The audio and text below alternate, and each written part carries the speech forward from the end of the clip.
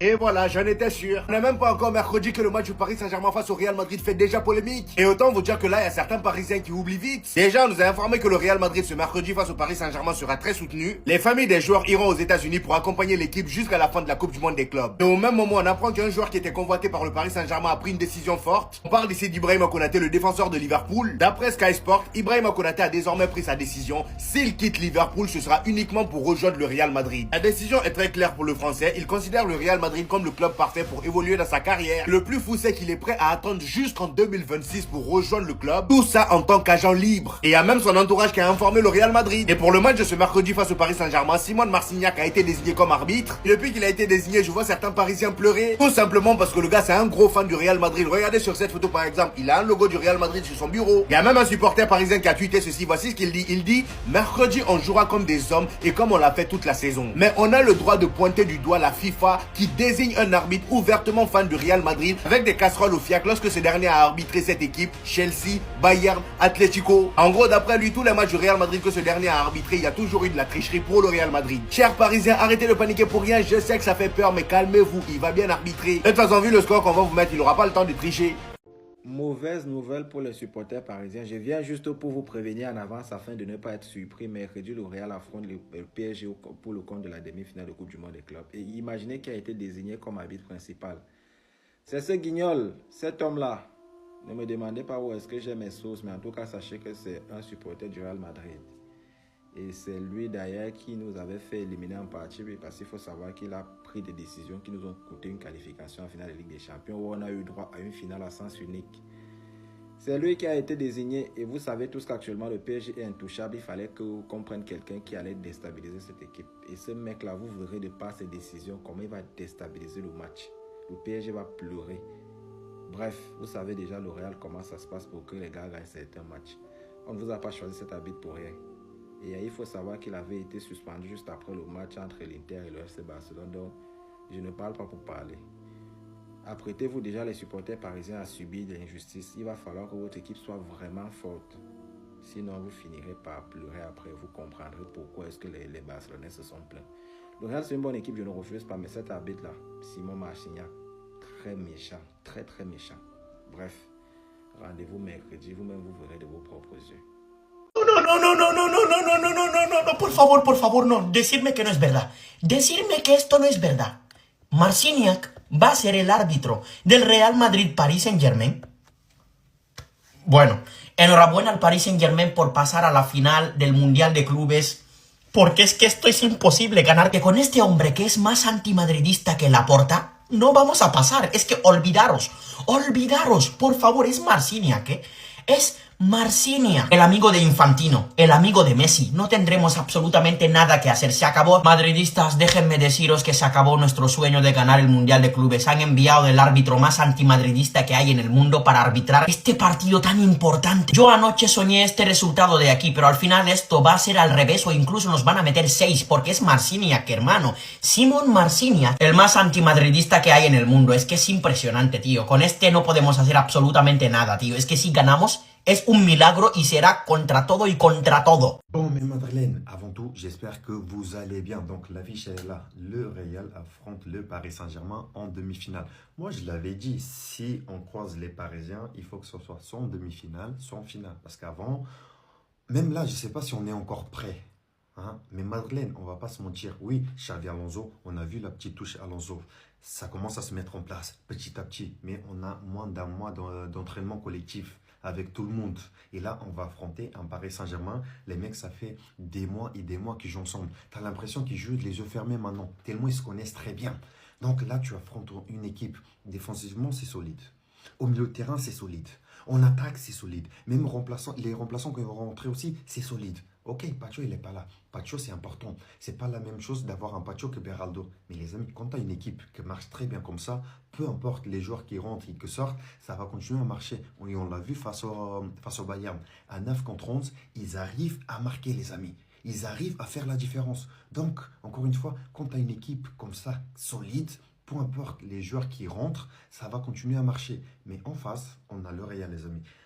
S'il y a une équipe qui est capable d'arrêter le dynamisme d'une autre équipe, cette équipe-là, c'est le Real. S'il y a une équipe qui est capable de mal jouer et de remporter le match, cette équipe-là, c'est le Real. Moi, déjà, l'absence de Dean, ça va être compliqué pour moi. Parce que c'était le seul qui pouvait jouer à gauche tranquillement. C'était le seul qui pouvait faire la relance pied gauche sans souci. Donc, est-ce qu'on va continuer avec une charnière centrale, genre avec 3 centraux, ou on va changer de système, mettre un 4-3-3? Je ne sais pas. Est-ce qu'on va jouer les yeux dans les yeux face aux Parisiens, faire à peu près les mêmes compositions que les Parisiens, ça veut dire un 4-3-3 entre guillemets? Je ne sais pas. Mais, encore une fois, les Madrilènes, moi je suis confiant. Je sens que ce match-là, on peut créer quelque chose, on peut se qualifier. Je pense qu'on va gagner. Et Kylian Mbappé, tout le monde l'attend. On ne va pas se mentir. Tout le monde attend Kylian Mbappé face aux Parisiens. Hein?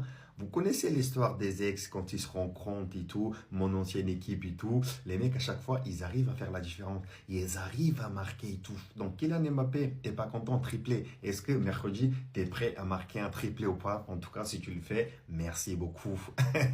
Merci Kylian. Mais encore une fois, les amis, ce match-là, il va être compliqué. On va pas se mentir. Le match va être compliqué, mais moi, j'y crois. Le Real Madrid est sûr de gagner contre le Paris Saint-Germain. C'est donc lui qui va arbitrer. Alors qu'on vient d'apprendre qu'il y aura du très beau monde lors de ce match. Les joueurs du Real Madrid qui ont décidé de faire voyager leur famille. Et on sait généralement que quand ça commence à arriver, c'est qu'ils sont très confiants pour la victoire. Une occasion à ne pas manquer pour Deschamps qui va retrouver la plupart de ses joueurs aussi. Surtout vu du fait que Dembélé sera de retour en tant que titulaire. Et qu'il désire vraiment, selon le Parisien, à commencer à être titulaire. Mais grande polémique, et selon les Parisiens, la victoire est d'office au Real Madrid. C'est ainsi que nous venons d'apprendre que Simon Marcignac sera l'arbitre officiel de la rencontre.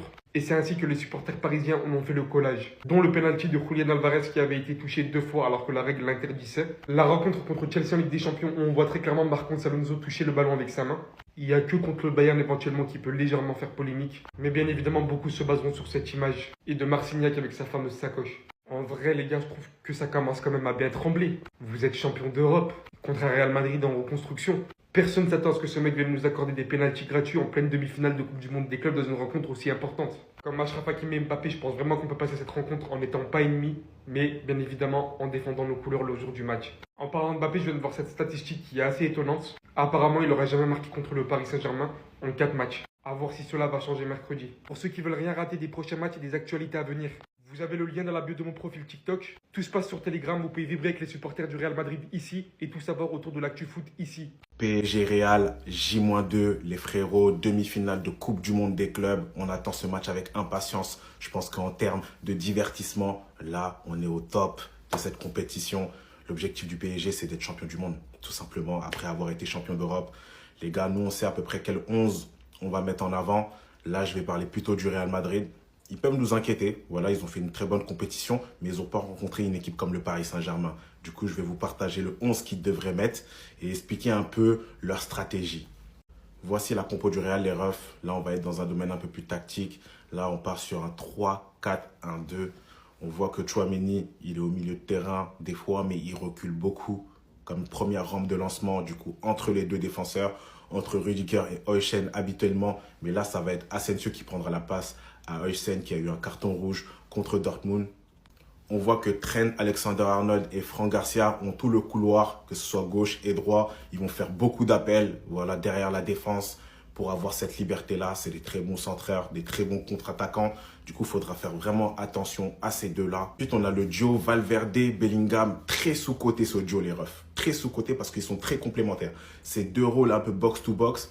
Valverde capable de bien défendre, capable de bien attaquer. Bellingham capable de bien défendre et capable de bien attaquer. Et les deux, ils sont en mode essuie-glace. C'est-à-dire quand Valverde monte un peu, Bellingham est un peu en retrait. Comme Bellingham monte un peu, Valverde est un peu en retrait. Et du coup, ils s'entendent très très bien. Et comme j'ai dit, ce duo-là, il est très très sous-coté.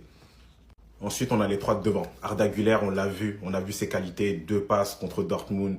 Beau pied gauche, beaucoup de liberté. Et devant, je pense qu'il n'aura pas d'autre choix que mettre Mbappé et Vini.